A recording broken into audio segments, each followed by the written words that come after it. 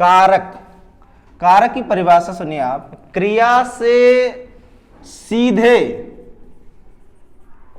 संबंध रखने वाले पदार्थ, संबंध रखने वाले पदार्थ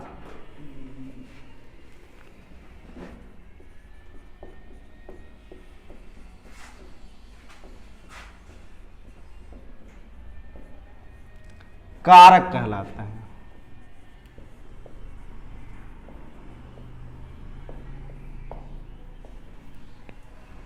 अब आपको समझने के लिए मैं एक उदाहरण प्रस्तुत कर रहा हूं, यहां पर समझ जाएंगे। राजा रघु ने अयोध्या में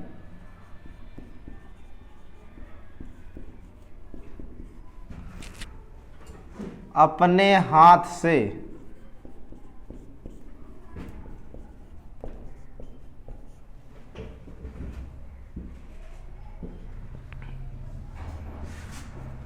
खजाने से गरीबों को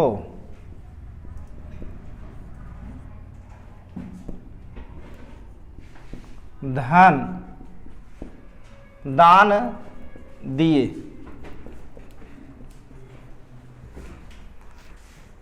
इस वाक्य में सबसे अंत में क्या दिख रहा है यहां पर? दिए। यह क्रिया है। क्या है? क्रिया है। और यह क्रिया किससे किससे संबंधित है? देखिएगा, राजा रघु ने, एक हुआ, अयोध्या में दो हुआ, अपने हाथ से खजाने से गरीबों को अथवा गरीबों के लिए धन को दान दिए। 1 2 3 4 5 और 6। तो इस प्रकार से 6 जगह से ये क्रिया से जो ये दिए हैं, दिए क्रिया है जो 6 जगह संबंधित है, 6 जगह से संबंधित है। और ये जो 6 दिए संबंधित है वो सभी कारक होंगे। क्या होंगे? कारक होंगे। तो यहां सीधी सी बात समझ में आ जा रही है, क्रिया से जो भी संबंध रख रहे हैं वो क्या कहलाएंगे? कारक कहलाएंगे। ठीक। अब देख लिए, राजा रघु ने कर्ता का चिन्ह होता है, ये कर्ता कारक हो गया। अयोध्या में पय पर सप्तमी होता है, अधिकरण हो गया। अपने हाथ से यानी अपने हाथ की सहायता लिए हैं, तृतीया हो गया, करण कारक हो गया। खजाने से, कोष मीन्स खजाना होता है, वहां से उनका धन अलग हो रहा है, यहाँ अपादान हो गया, पंचमी हो गया। गरीबों को अथवा गरीबों के लिए जहां दिए चतुर्थी हो जाता है।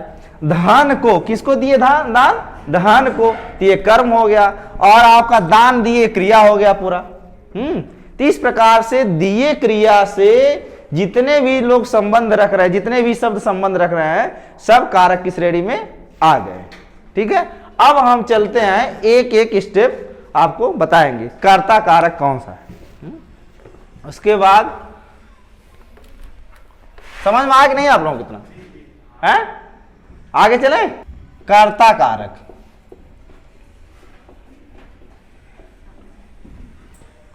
कर्ता कारक इसका एक सूत्र है, स्वतंत्र कर्ता। स्वतंत्र कर्ता यानी किसी भी कार्य को करने में जो स्वतंत्र होता है उसे कर्ता कहते हैं। जैसे उदाहरण देख लीजिए, राम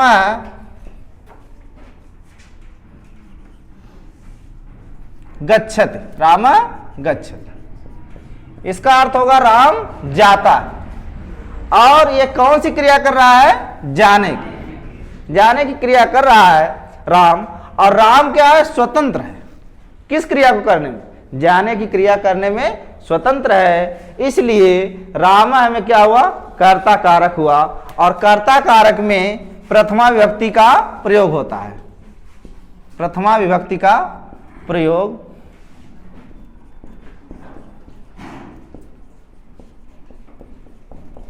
कर्ता कारक में होता है। इसका चिन्ह जो है ने है, इसका चिन्ह ने।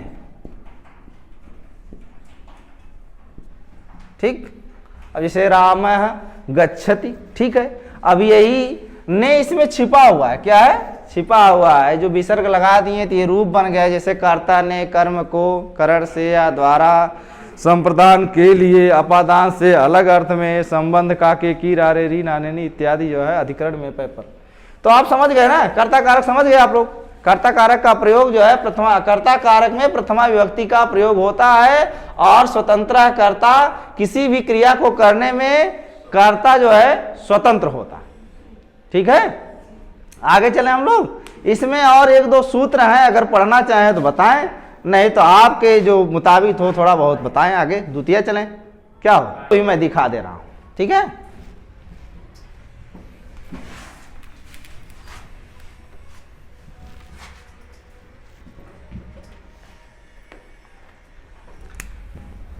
सिंपल में थोड़ा सा देखिएगा आप लोग, क्योंकि ये संस्कृत है, क्लिष्ट लगेगा आप लोगों को। प्रात प्रादि, क्या है, प्रादि पदिकार्थ लिंग परिमाण वचन मात्रे प्रथमा।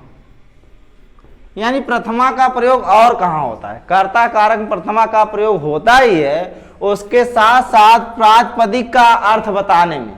प्रातिपदिक क्या है इसको भी देख लीजिए। जैसे यहां पर राम है, क्या है, राम, ठीक है, रामा का अर्थ क्या होगा, राम होगा। इसका अर्थ बताने के लिए क्या हुआ, हम प्रथमा विभक्ति का प्रयोग करते हैं। प्रथमा विभक्ति का प्रयोग करते हैं किसका अर्थ बताने, प्रातिपदिक का अर्थ बताने के लिए। ये प्रातिपदिक हो गया, क्या हो गया, प्रातिपदिक हो गया। ये इसका अर्थ बताने के लिए हम प्रातिपदिक यानी प्रथमा विभक्ति का प्रयोग करते हैं। राम है, रामा लिख दिए तो ये प्रतिपदिकार्थ हो गया। ठीक है, और आगे देखिए, किसी भी व्यक्ति वस्तु का लिंग बताने में, लिंग मतलब होता है पहचान, क्या होता है, पहचान। पहचान बताने में जैसे तटः, तटी, तटम, हाँ, कुछ शब्द ऐसे हैं जिसका लिंग परिवर्तित होता रहता है। जैसे तट शब्द का भी अर्थ होता है किनारा, तटी का भी किनारा होता है और तटम का भी। इन सब के प्रयोग में भी प्रथमा विभक्ति का प्रयोग होता है। समझ रहे हैं, यानी लिंग मात्र को दिखाने के लिए प्रथमा विभक्ति का प्रयोग होता है। ठीक, परिमाण, परिमाण मतलब होता है मात्रा, परिमापक। जैसे किसी चीज से कोई चीज मापा जाए, उसका उदाहरण है संस्कृत में ही देखिएगा, द्रोणो व्रीहि, द्रोणो व्रीहि, द्रोणो व्रीहि। अब द्रोण जो है, द्रोण होता है सकोरा, सकोरा जानते हैं ना, हाँ, अरे वो क्या कहते हैं उसको, कोसा कहते हैं, क्या कहते हैं गांव में, अरे भरुकी नहीं होता है वही, हाँ, उसी को हम क्या कहते हैं, द्रोण कहते हैं। और उसके अर्थ को बताने के लिए भी प्रथमा विभक्ति का प्रयोग होता है। और व्रीहि मतलब होता है चावल, क्या होता है, चावल। देखिए आप जो है अच्छे से पढ़ी हैं, यानी द्रोण शब्द के अर्थ को भी बताने के लिए, यानी परिमाण को बताने के लिए, किसको, परिमाण को बताने के लिए द्रोण शब्द में प्रथमा विभक्ति का प्रयोग हुआ है। ठीक, इसके बाद क्या कर रहे हैं, वचन, वचन को भी बताने के लिए प्रथमा विभक्ति का, जैसे एक, द्वौ, हाँ, बहवा, हाँ, इन सब का अर्थ बताने के लिए भी क्या है, प्रथमा विभक्ति का प्रयोग होता है। मात्रे दिया यानी इन सभी के लिए प्रथमा विभक्ति का प्रयोग होता है। ठीक, इसके आगे एक सूत्र और है प्रथमा विभक्ति के प्रयोग के लिए।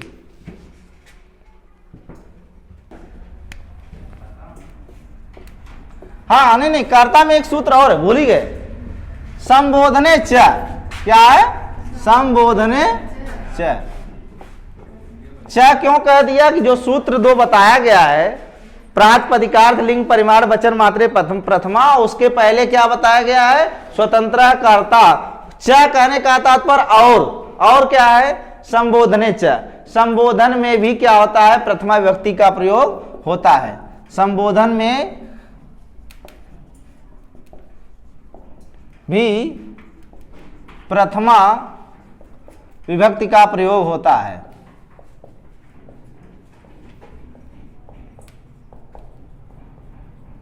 यदि आप लोग शब्द रूप पढ़े होंगे तो संबोधन में रहता है, जैसे राम शब्द का रूप है, राम है, रामो रामाय इत्यादि चलता है, सप्तमी तक चलता है रामे रामे और रामेश। उसके बाद चलता है हे राम, क्या चलता है, हे राम, और ये ऐसे चिन्ह रहता है, ये संबोधन का चिन्ह रहता है। क्या रहता है, संबोधन का रहता है। और हे रामो क्या रहता है, हे रामो।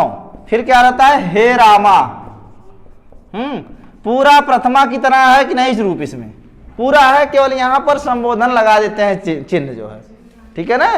तो यानी संबोधन में भी प्रथमा विभक्ति का प्रयोग हम करते हैं। अगर प्रश्न पूछा जाएगा संबोधन में किस विभक्ति का प्रयोग होता है, प्रथमा विभक्ति का प्रयोग होता है, ये प्रश्न बन सकता है, ठीक है ना। ये हो गया समाप्त प्रथमा। अब चलते हैं हम लोग कर्म कारक में।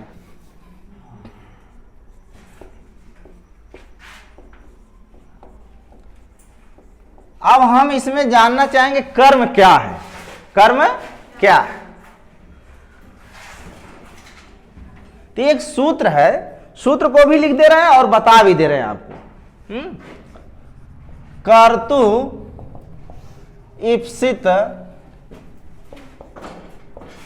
तमम कर्म, ठीक।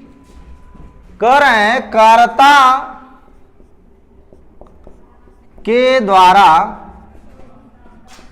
सबसे अभीष्ट, सबसे अभीष्ट जो होता है वह कर्म होता है। क्या होता है, वह कर्म होता है। अच्छा, ये तो हो गया इस। और दूसरे तरीके से भाषा परिभाषा देख लीजिए। आप जानते होंगे, मैं समझ रहा हूं कि क्रिया के व्यापार का, क्रिया के व्यापार का फल जिस पर पड़ता है वह क्या होता है, वह कर्म कहलाता है।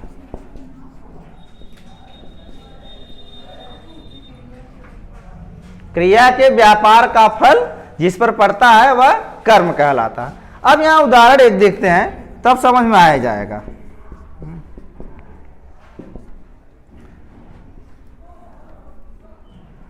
श्याम पत्र लिखता, श्याम पत्र लिखता। श्याम पत्र लिखता। अब श्याम को क्या अभिष्ट है, पत्र। पत्र लिखने का कार्य कर रहा है और सबसे प्रिय यहां पर क्या हो रहा है, पत्र हो रहा है। और लिखने का व्यापार का फल किस पे पड़ रहा है, पत्र पर पड़ रहा है। पत्र पर वह लिख रहा है, इसलिए क्या हो गया, कर्म हो गया। इसके अलावा एक और उदाहरण देते हैं। राम फलम खादते, राम फल खाता, राम फल खाता है। राम को सबसे ईप्सित क्या है, फल है। तो फल जो है क्या हुआ, कर्म हो गया। जब कर्म हो गया है तो फिर क्या कह रहे हैं कि भाई कर्म हो गया, तो उसके आगे आप बताइए। उसके आगे बता रहे हैं कि कर्मण द्वितीया, कर्मण द्वितीया मिटा दें। तो फिर आ रहा है कि हम कैसे क्या करेंगे उसके अलावा, कि कर्मण द्वितीया, कर्मण द्वितीया यानी कर्म में द्वितीया विभक्ति का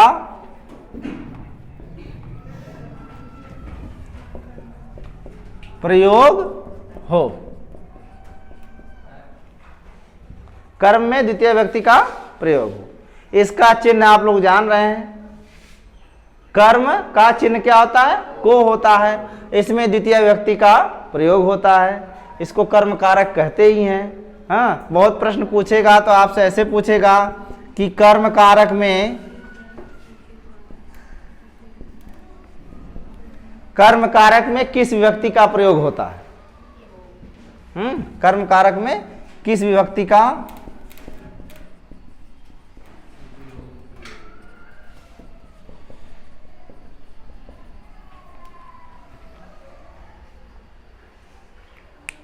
इसके अलावा और सूत्र हैं, इसको लिखेंगे क्या? जो मोटे मोटे सूत्र हैं उसको बता दे रहे हैं, है तो बहुत द्वितीय विभक्ति में। पिता परिता समया निकषा हा प्रति योगे अपि। चलिए ठीक है, इधर ही लिखेंगे। इसके बाद कह रहे हैं कि अभिता परिता समया निकषा हा एवं प्रति के योग में भी द्वितीय विभक्ति का प्रयोग होता है। यह उपपद विभक्ति में आएगा। उपपद विभक्ति एक यह होती है कि जहां एक शब्द विशेष से ही हम विभक्ति का प्रयोग करें, वहां उपपद विभक्ति होती है। देखिए, अभिता मतलब होता है चारों ओर, परिता मतलब भी होता है चारों ओर, और समया मतलब होता है समीप, निकषा का अर्थ भी होता है समीप, हा का अर्थ होता है हाय, धिक्कार का अर्थ होता है, प्रति का अर्थ होता है की ओर। तो एक एक शब्द का हम उदाहरण चलते हैं, बताते हैं। देखिए, विद्यालयम परितः वृक्षाः सन्ति। देखिए, परितः शब्द है और इसका अर्थ जो निकलेगा, विद्यालय के चारों ओर वृक्ष है। वैसे तो आप कहेंगे कि भाई के है तो यहाँ षष्ठी होनी चाहिए, लेकिन षष्ठी ना होकर के चारों तरफ का अर्थ क्या आ गया? परितः आ गया। जब परितः आ गया, जिसके चारों तरफ वाली बात है, उसमें क्या लग गया? द्वितीय लग गया।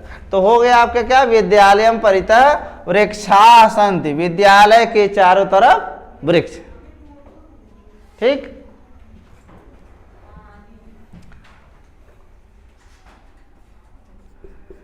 गृहम परितः, परितः नहीं परितः, परितः जलाशया अथवा जलाशय अस्ति, सन्ति नहीं होगा, इसलिए कि एक ही जलाशय है। अब यहाँ वृक्ष है तो इसलिए वृक्ष बहुत कर दिया गया, क्रिया बहुत हो गया। अस्ति अस्ता सन्ति चलता है। अस्ति मतलब है होता है, अस्ता मतलब दो हैं, सन्ति मतलब बहुत से हैं। ठीक है। तो यहाँ कह रहे हैं गृहम परितः जलाशय अस्ति, घर के चारों तरफ जलाशय। आगे फिर देखिए,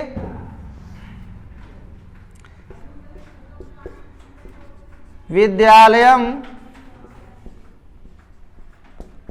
परितः समया, क्या है? समया आपड़ा अस्ति, विद्यालय के समीप बाजार है। आपड़ा मतलब क्या होता है? बाजार। विद्यालय के समीप बाजार।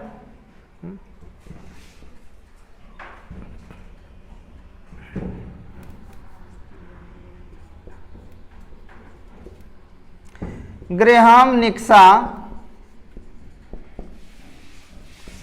देवालय अस्ति, घर के निकट देवालय मंदिर, घर के निकट मंदिर।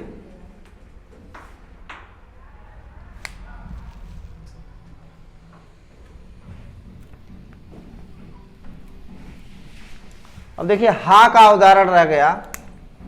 हा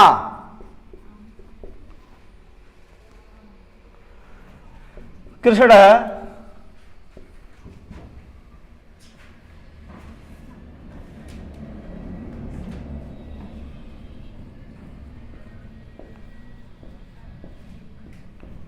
हा कृष्ण का भक्त मर गया।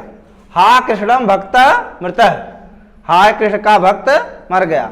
हाय यहाँ पर क्या है, खेद सूचक अव्यय, क्या है, खेद सूचक दुख सूचक अव्यय है। और अब एक क्या बच रहा है, प्रति बच रहा है। प्रति का देख लीजिए,